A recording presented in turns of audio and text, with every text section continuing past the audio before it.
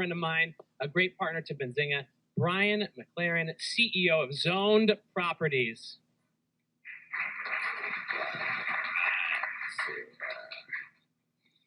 Quick mic check here. Awesome. All right, everyone, we're going to take this into lunch.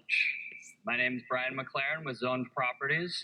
We are a real estate focused play on the cannabis space. So completely ancillary, experts in the real estate development.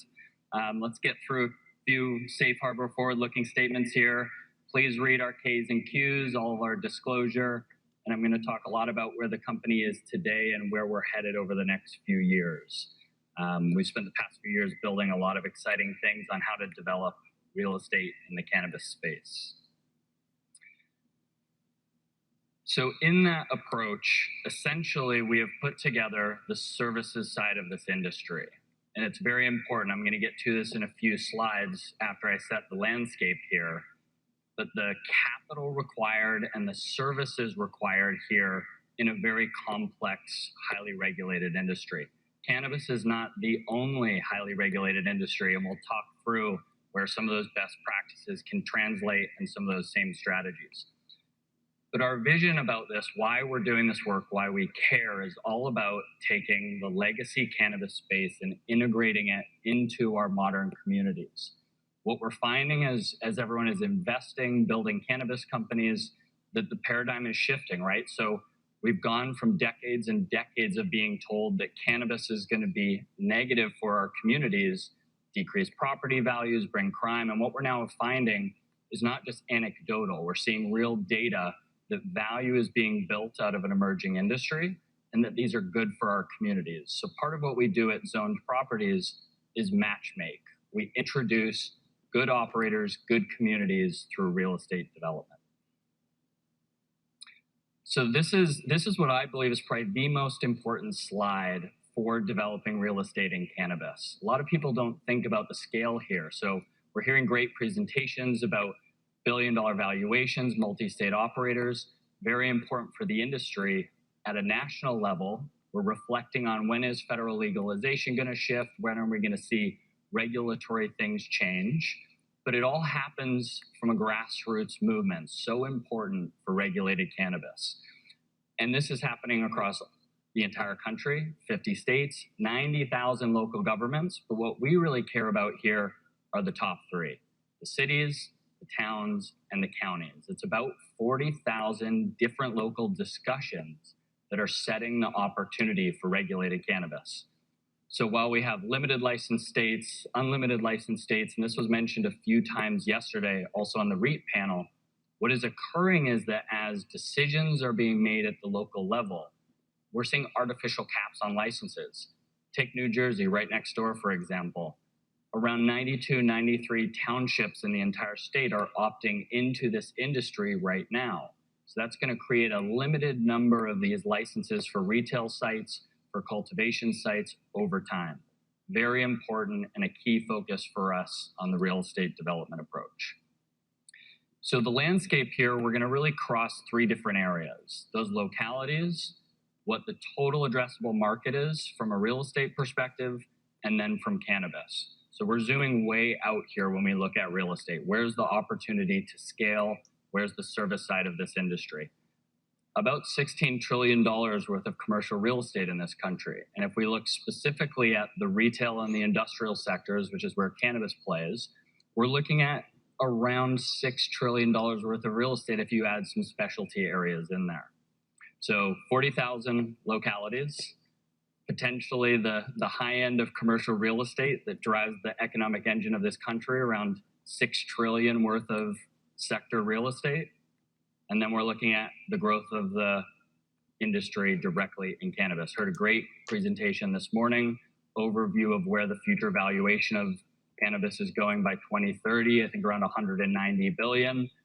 I think this is probably one of the most demonstrative slides for cannabis as a whole from MJ Biz and the fact book coming out of last year, some of the better data, looking at this industry growing to about 100 billion, 150 billion in the future of economic impact. So where does this bring us? We're looking at over the next maybe 5 to 10 years, probably more than $50 billion worth of commercial real estate needed for the regulated cannabis space.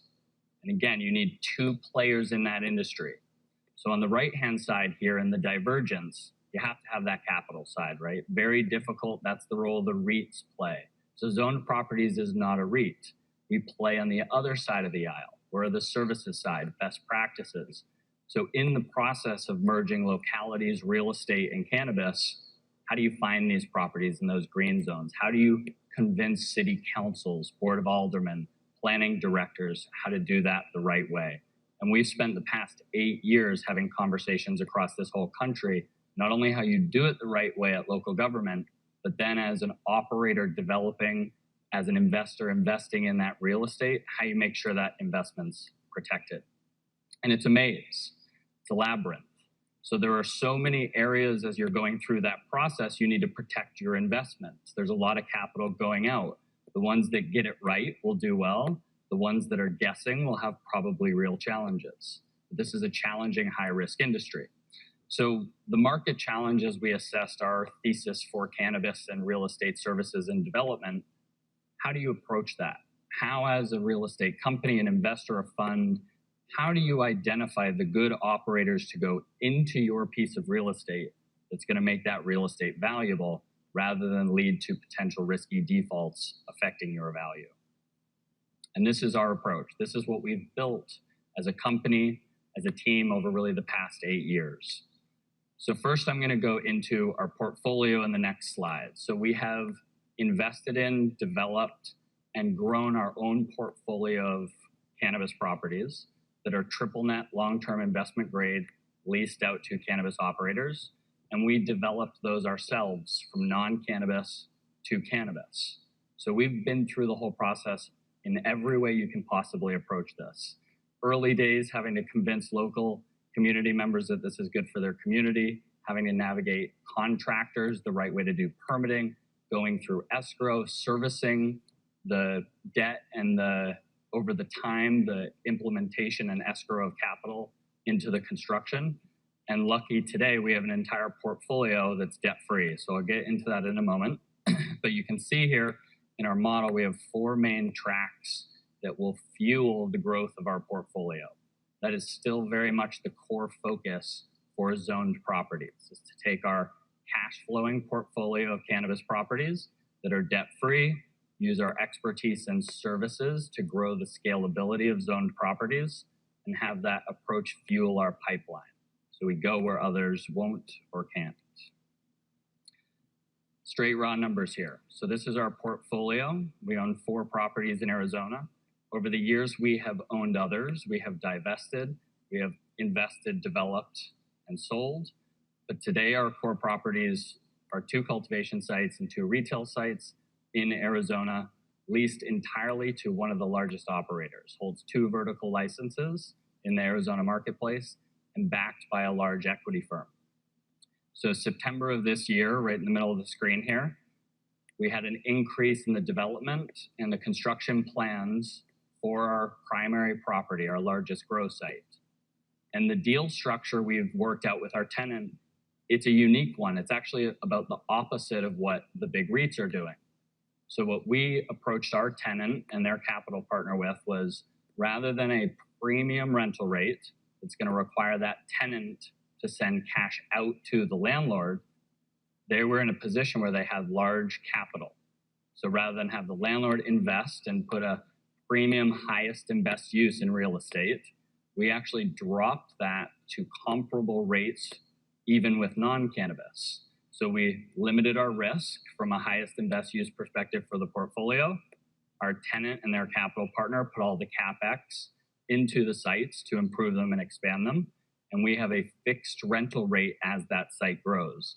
So what you're seeing on the last 3 rows here is the expansion of our debt-free, totally owned portfolio as that tenant continues to expand, adding greenhouses already approved through permitting, already have pads ready. Basically, they decide when to invest in the greenhouses, invest in paying that contractor, and as they grow, we get to grow with them as the landlord. So back to our model here. So that's our current portfolio. How do we grow that portfolio? We have a suite of services, 4 verticals that we've built over the past 8 years that all cannabis companies require when they approach real estate development and how to develop a successful property. Advisory services, brokerage transactional services, franchise services, and property technology, prop tech. So we'll dive into each of those. In the division of those 4 verticals, advisory services and brokerage services are really our in-house expertise. That's where we come in on behalf of third-party clients to help them develop the property. We charge consulting services and licensed brokerage commission. So we represent 2 main buckets of people: property owners that are looking to position their site as a cannabis site, either long-term lease, for sale, or just need help with the zoning and permitting, bringing the right team together. The brokerage service came, well, actually, each of these services came because we couldn't find the help we needed for our own properties. So we had to create our own experts. And what we found over the years as we traveled across this entire country, we worked in just about every state in the marketplace. And what we found is that traditional services in real estate really didn't exist. So you call up a big brokerage house, you call up an escrow agency, they likely won't touch cannabis. So the advisory and the brokerage were really built out of that market need. We see these 2 verticals as really what funds our business. That's what covers the overhead, keeps the lights on, so that we don't have to use future investor capital to fund the growth of the business, and we don't have to use the huge majorities of the increased passive cash flow from the portfolio to fund the business.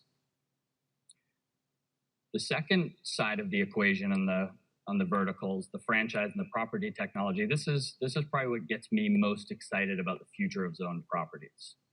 So while advisory and brokerage is the entry into the real estate development pathway, the strategic projects I'm about to talk about are really the catalyst to growth. So what we recognized is that to do this at scale, as great as advisory and brokerage is, that's active revenue. So we're only bringing in that value as long as we are providing that value. And there's a reason there are not a huge amount of public companies that are consulting or brokerage agencies. You have to grow a humongous team, lots of overhead. The scalability is challenging to do quickly. That's why we built these 3 initiatives across property technology and franchising services to help catalyze the scale of zoned properties, but also fuel our pipeline for use of proceeds and healthy capital. Rezone, GIS mapping and property zoning technology. So on each of these projects, we did not build these from scratch. We provided investment capital. We partnered with existing experts in these fields to reskin them for cannabis. We did that because we called them originally and said, hey, can you help us with this? They said, oh, well, we have never done anything with cannabis, but our site does exactly what you need. So on Rezone, we provided startup capital. 50% of that entity is owned by zoned properties. That's what helps operators find the properties. Open door dispensaries, brand new franchise dispensary concept that launched this year. The momentum from that has been beyond what I anticipated. I figured it would probably take several years to gain the momentum. You're crossing 2 highly regulated industries, franchising and cannabis, right? And then you have to throw on the changes in the regulations of that space. But we believe the franchising is what then will help those operators succeed once they've found their properties. And third, Beacon, another property technology built off of an existing property technology platform that helps drive foot traffic to brick and mortar, helps get those consumers up to the door and in there making purchases. Again, we're trying to empower our operators to succeed, to lower the risk of defaults on the real estate, increase the value of that property. So a few details on these. Again, our property technology approach was to go to those existing operators and partner directly with them. So we've made capital investments into both Rezone and into Beacon as a 50% partner. Those 2 are just launching. We are beta testing them right now. Our aim is to launch them next week at MJBizCon. The franchise project, a little bit different. So for Zone Properties, as a real estate and true ancillary play on the cannabis space, when we approached this, we didn't want to go directly in as an equity partner. We saw that as a little too much risk until we figured out how the national approach to cannabis might treat franchising. So what we did is we lent them the startup capital. We came in as the real estate partner on that franchise approach, and we have a convertible note on that where we can convert into a third equity partner in the future. And again, Beacon, similar to Rezone, approached that as a capital investment to our partner that's actually based out of New York, a company called Zonomics. And they've been around for years, providing artificial intelligent platform to give real estate developers, investors information about property, zoning, construction, permitting. So here's everything in a nutshell. This is what we've been working on for several years to help fuel our pipeline opportunities for real estate investment and growth of the portfolio. Again, we see advisory and brokerage working as that entry point. That lets our team grow, keeps the operational capacity moving forward. We work with companies across the entire country, honing our best practices, figuring out boots on the ground, what this market needs and where the value opportunities are. We use the strategic projects as that catalyst, help position the company for scalable growth, real estate services at size nationally. Additionally, passive approach to scaling the company. Technology is a great play in the property space. Prop tech is exploding. Everything from efficiency of escrow processes in traditional real estate, title movement, development schedules. We're seeing some really exciting efficiencies on the tech side. So we're looking to position that for cannabis here. And that leads to the investment opportunities. So as a non-REIT on the services side, what our goal is to kind of play in that almost quasi-REIT space. So while we're providing value to the marketplace, we're helping advance the evolution, we have our finger right on the pulse of where those best operators are starting to come out of the grassroots movement. And we can position Zone Properties to provide capital, both for construction and renovation, which is a key strategy in the franchise. So Zone Properties being the partner as that franchise grows multi-state, we can provide that tenant improvement capital, as well as look to acquire and lease those properties at scale. And that, the franchise is really critical. It is a middle ground between the mom and pop and the multi-state operator. And one of the phrases that I've just really fallen in love with, that the co-founders of Open Door Dispensaries, a master of franchising, Catherine Blackwell, and a master of dispensary operations, Chelsea Mulligan, what they say is for yourself, but not by yourself. So you don't have to sell your license just to get support. Got a couple minutes left here, and I know we're cruising into lunch. So a few financial overviews from our past Q2 disclosure. Really growing as a company. We've just started to tell our story. We've been building quietly for several years to prepare for really launching Zoned through the next decade. Operating positive cash flow, income from operations, and we've been decreasing our outstanding shares. So we've really been approaching this as a long-term value play, trying to increase scalability of cash flow, revenue, building out our portfolio with our primary partner in Arizona, all while protecting our shares outstanding. So a little over 12 million shares outstanding. And a clean balance sheet. So the only debt on the company, a little over $2 million, not attached to the portfolio of properties, matures in 2030, 6.5% interest rate, held in part by myself and one of our other largest investors. We've made a real strong intention over the years to approach this space the right way. We wanted to help move the movement forward. I come from a local grassroots sustainable development community planning background where we're always interacting with members of that community. And keep in mind, especially not just your reputation, but how you approach those discussions. So if you're investing directly in the space, if anyone in this room or listening on the virtual live stream here has put money directly into a real estate development project in the space, One conversation with a planning director could be the difference between your tenant defaulting on that debt on your property and your tenant succeeding wildly. So that's what we do across this country. We've been building out our leadership team, strong board of directors, diverse experience, as well as building up our core management. So we recently, this past summer, promoted up a full chief operating officer. We've hired a director of real estate, designated broker, bringing on additional senior advisors from across the country to help proceed with the mission and the vision we're on. In conclusion here, I know we're just out of time. Everyone's hungry. So again, ancillary, not plant touching, real estate play on the cannabis industry. We've been positive cash flow for many quarters, running a healthy, lean business operation that's ready to scale at national sizable growth with our catalyst projects. Lots of real estate ownership that's debt-free for expansion, continued increase of that passive revenue stream, and very focused on the community aspect of this industry. If you ever want to learn what communities are doing what with passing local permitting legislation, all day long on our Twitter feed, we're just constantly highlighting local community cannabis planning, which could be the difference between a successful real estate investment and a troubled one. So thank you very much. Brian, I have one question that I know we're all dying. Are you a REIT? No, we are not a REIT. Kidding. Not a REIT. He's not a REIT. It was a joke. Not right now. Not right now. Bryan McLaren, everybody, CEO, Zone Properties. Thank you, my friend. Thank you, bro. We'll be doing another wrap.